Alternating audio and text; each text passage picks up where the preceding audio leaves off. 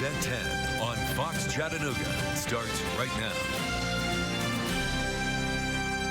Coyote Jack's will soon be shut down after the city announced its fate today. Good evening and thank you for joining us. I'm Kim Chapman. And I'm Josh Rose. Sydney Edwards tells us what this means for the city, also what it means to the families who lost their loved ones near that property. Sydney. Josh and Kim, some people are saying it's been a long time coming. After 3 deaths and hundreds of police calls at the business, one family impacted most by Coyote Jack's says they can finally get some peace at night. I feel like now I can let my brother rest.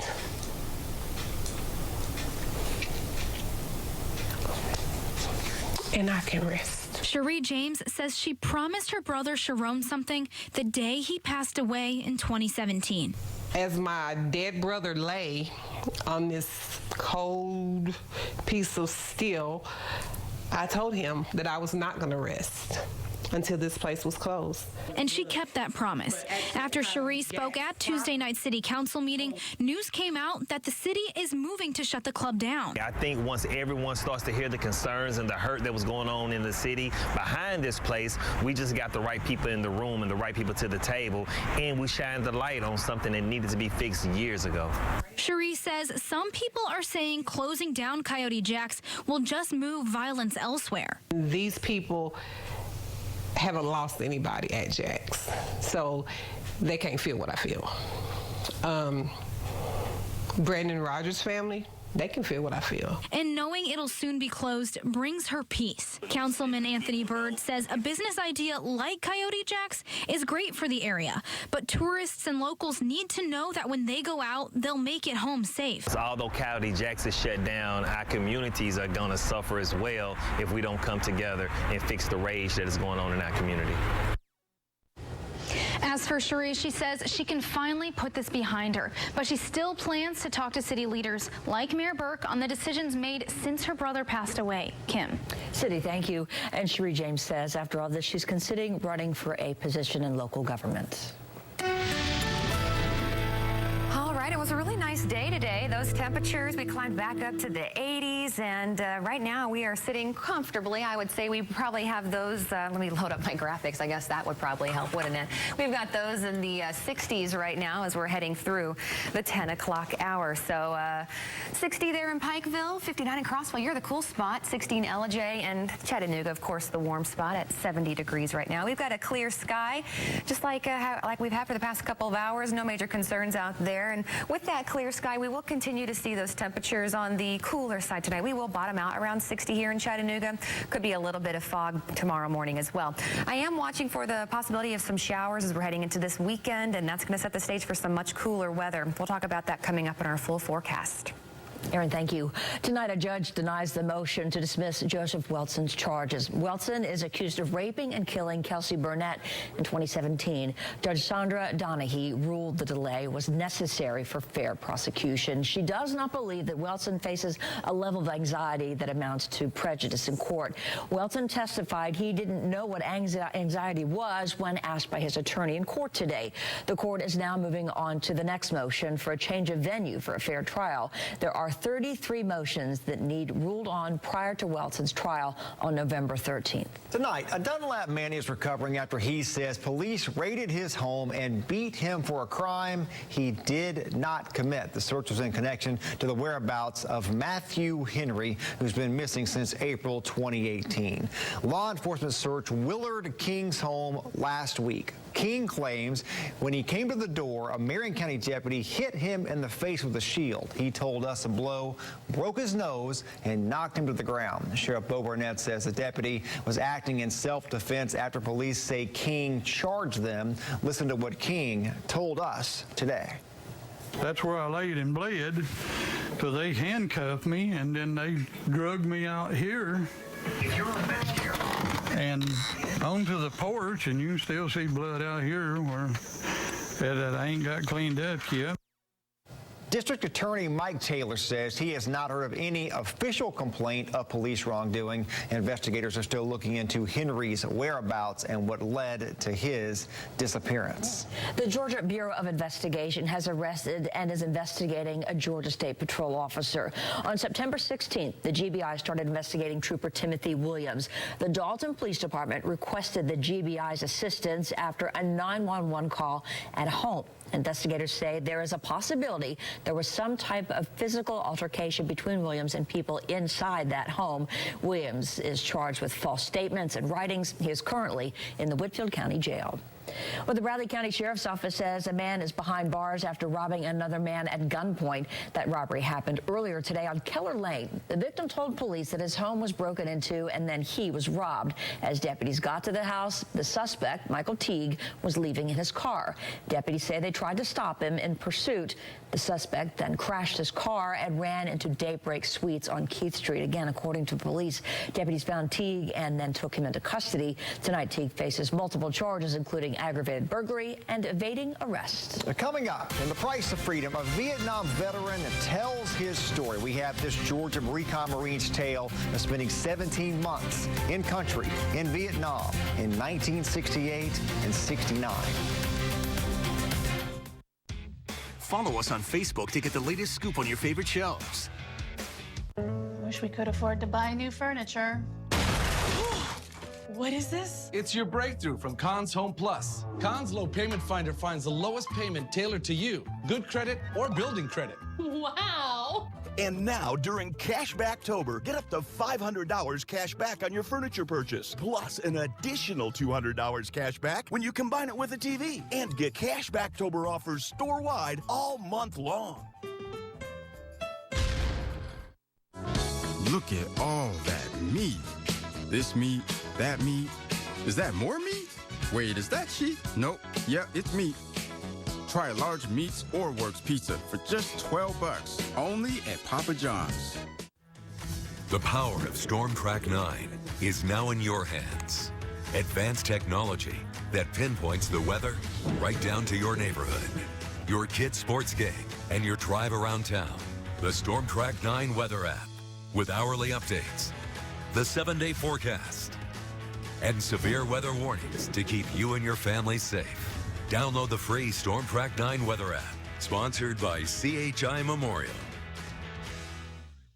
If your loved one got hurt in a crash at night or on a weekend, you wouldn't tell them to wait until morning to call you. We won't ask you to wait either. Call us or visit MasseyAttorneys.com. Massey & Associates. You gotta get Gary. Daniel Jones. Coming up tomorrow on GMC Fox Edition. Sempa Community Care stops by with a preview of its health fair happening this weekend. Plus, a delicious fall recipe for your family, apple butter and biscuits that you can make in your crock pot. We'll see you tomorrow at 7.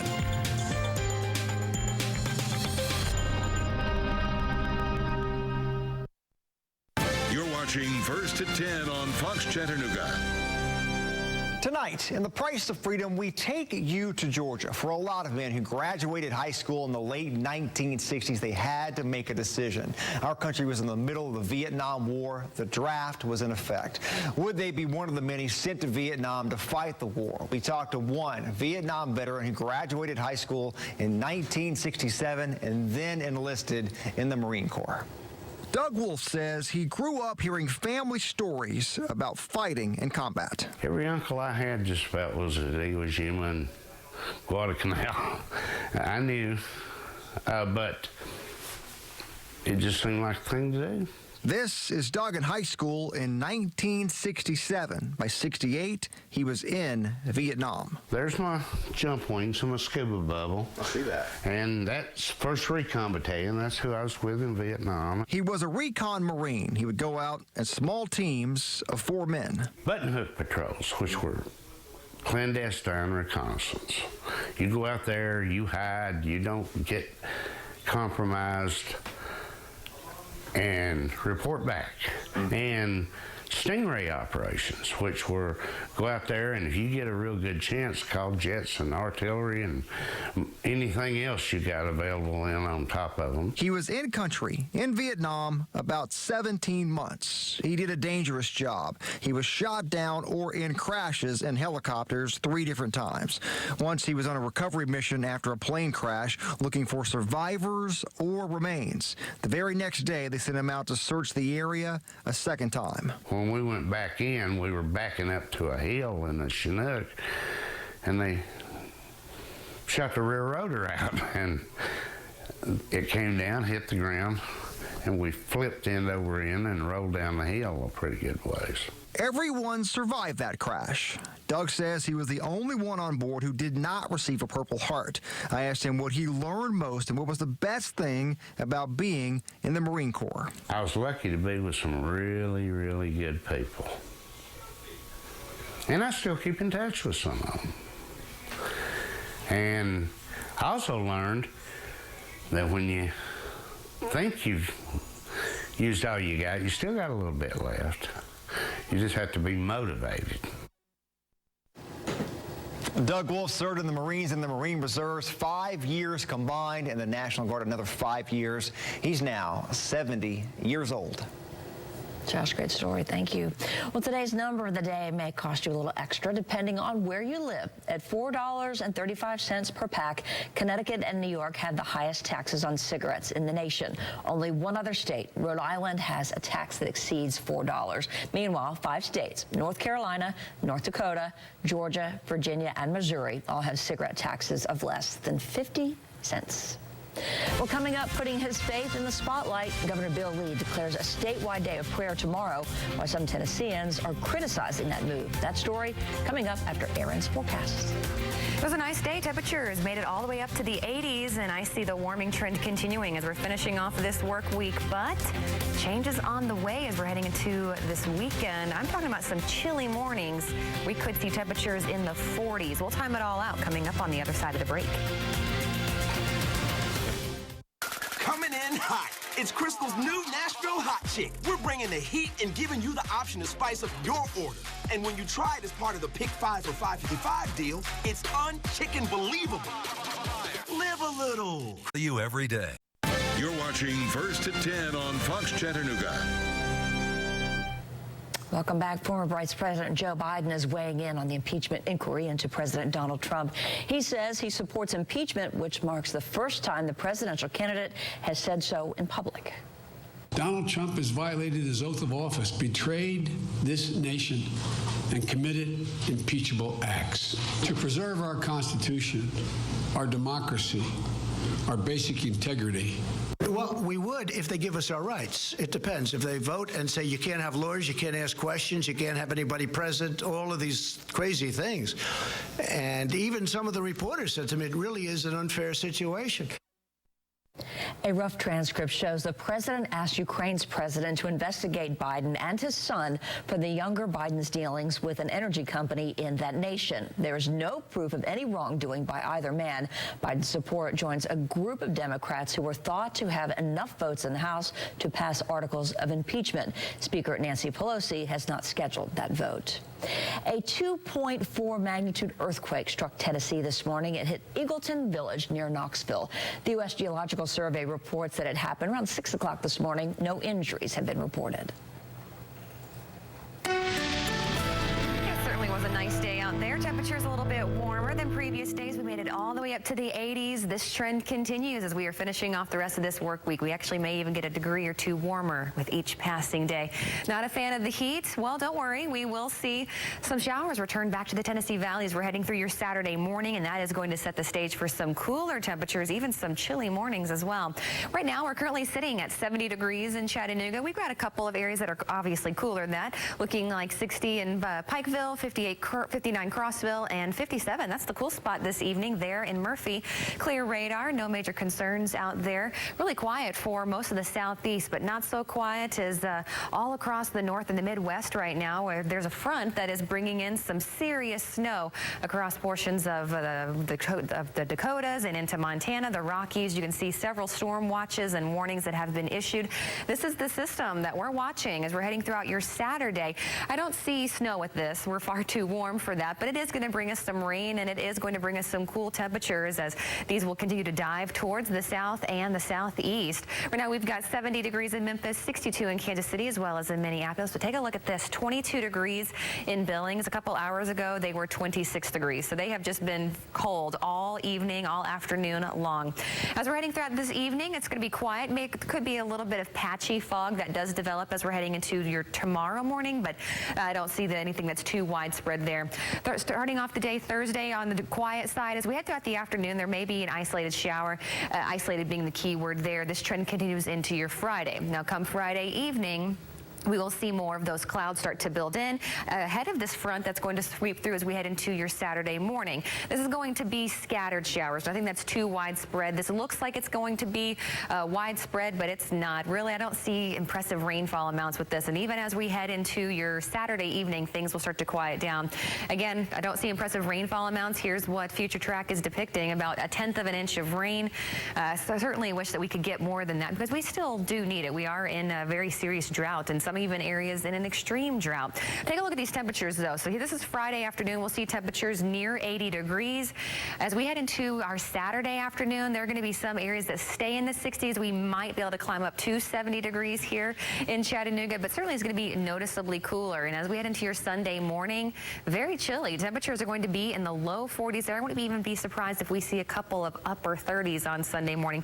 We'll rebound, though, by Sunday afternoon. We'll see those temperatures climb back up to the 70s. Climate Prediction Center is projecting that we will see above average rainfall as we're heading through the month of October, at least through the 16th and 22nd, which is some good news because, again, we do need that. Here's a look at our drought monitor right now. Those reds and oranges indicating some very serious and extreme droughts.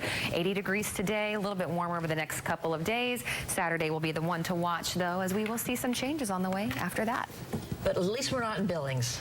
Oh my gosh, that is so true. That looks miserably cold. Like just the idea of it. 22 degrees. All right. That's cold. Yeah, we'll pass on that. Yes, we will. Thank you, Aaron. All right. Tennessee Governor Bill Lee is asking residents to pray and fast alongside him and the First Lady this week. Lee posted a video message on Twitter back in September saying that he and his wife have decided to proclaim tomorrow, October 10th, as an official day of prayer and fasting for the state. The governor says he looks forward to hearing how Tennesseans will gather on Thursday. Lee's receiving both praise and criticism for the move on social media. The St. Louis Cardinals destroyed the Atlanta Braves tonight. A trip to the NCLS was on the line. Highlights up next, and perspective from Dave Staley, who's been at SunTrust Park today. Stay with us. Sports is next.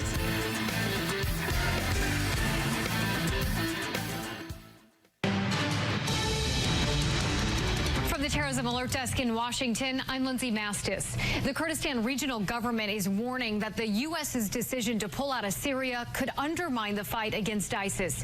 Turkish troops are moving into northern Syria, and warplanes have begun attacking. It appears Islamic State fighters are taking advantage of the situation as well. Reports show ISIS suicide bombers have already attacked Kurdish-held posts in Raqqa. Raqqa was once known as the capital for ISIS in the region. At least 2 people are dead after an attack in Germany. One person is under arrest after a manhunt. Shots were fired outside a synagogue on Yom Kippur, and a witness reports more shots were fired into a nearby kebab shop. Although the specific target is not clear, federal prosecutors that focus on suspected terrorism and national security cases have taken over the investigation.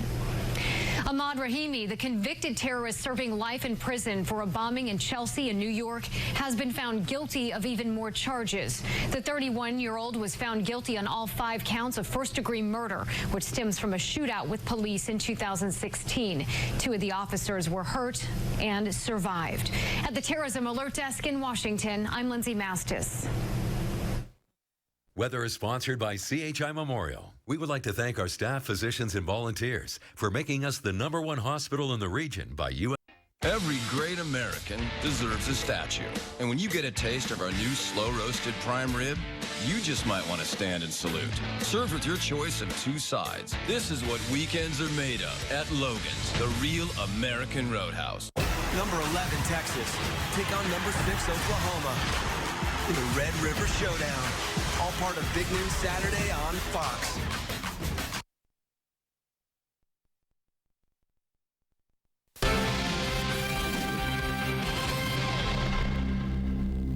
Hello, everyone, and welcome to sports. The Braves season, well, it comes to a crashing close at the hands of the St. Louis Cardinals. Now, the Redbirds cashed in on the biggest opening inning in postseason history. They sent 14 batters to the plate in the first inning, 14 of them.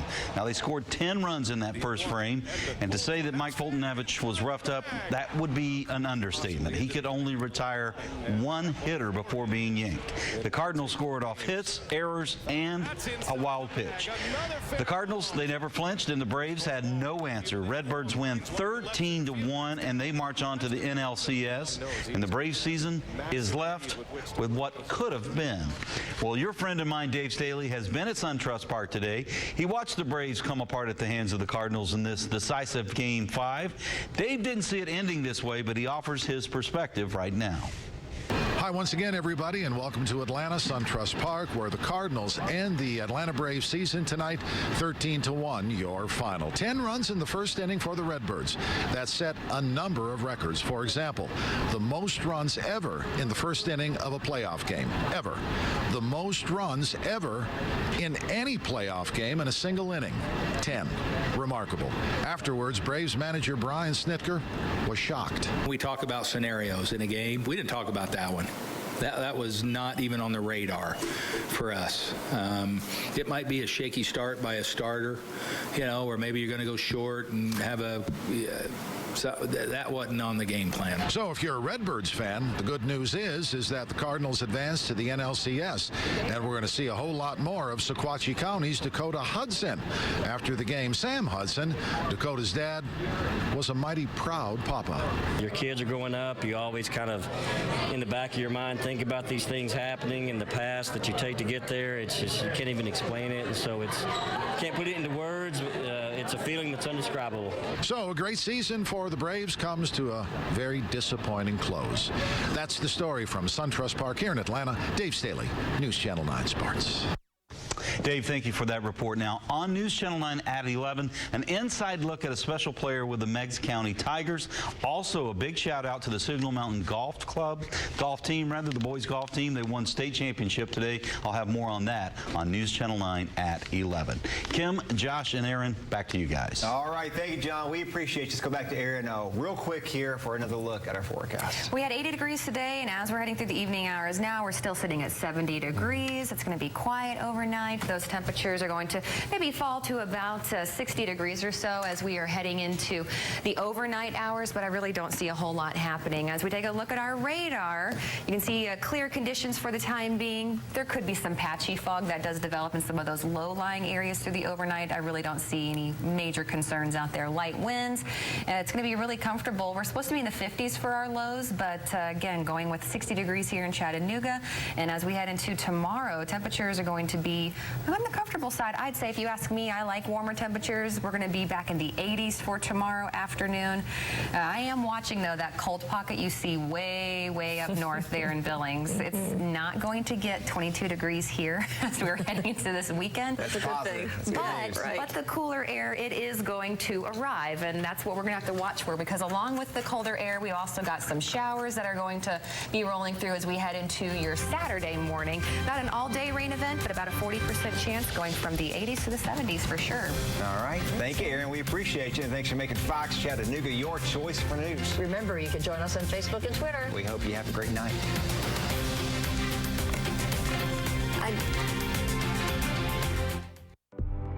Follow Fox Chattanooga on Twitter.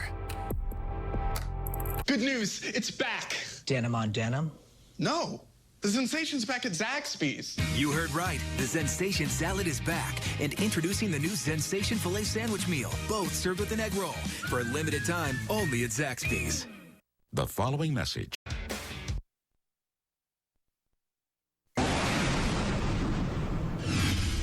The North Korea saga continues. Recently, American and North Korean officials resumed working-level talks in Stockholm, Sweden. This was the first time that official negotiations took place between the two sides since President Trump met Kim Jong-un in June in the demilitarized zone between South Korea and North Korea. After the most recent meeting, U.S. representatives referred to the talks as productive and a good discussion, but North Korea described the discussions as sickening. The North Koreans appear to not be negotiating in good faith, especially after apparently testing a ballistic missile last week. The missile landed in Japan's waters within its exclusive economic zone. That test was likely a show of strength by the North Korean regime to try and prove to their own people that Kim Jong-un is to be respected. While North Korea has returned some remains of Americans who were killed in the Korean War, the regime has to show real progress on denuclearization in order for the maximum pressure campaign of sanctions on North Korea to be eased. Here's the bottom line.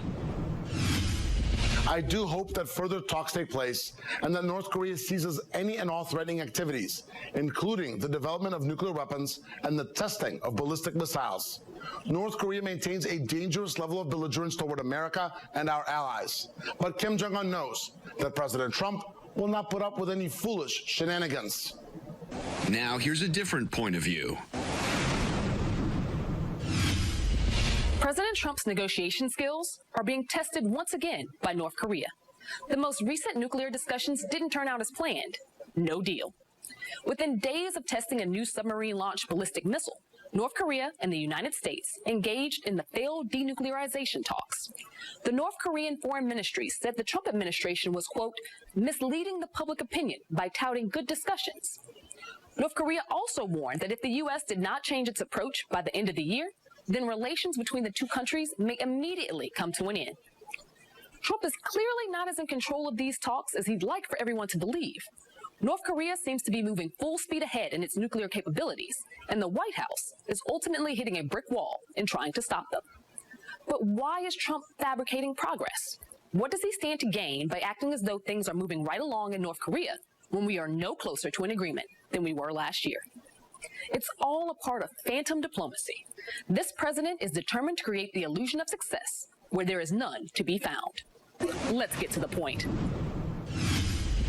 Trump's failed talks in North Korea are following a pattern of engagement for the president. He isn't equipped to bring North Korea to the table for substantive negotiations and is misleading. Seinfeld is coming up next on Fox Chattanooga. To me, what's really amazing is that for every job that there is in the world,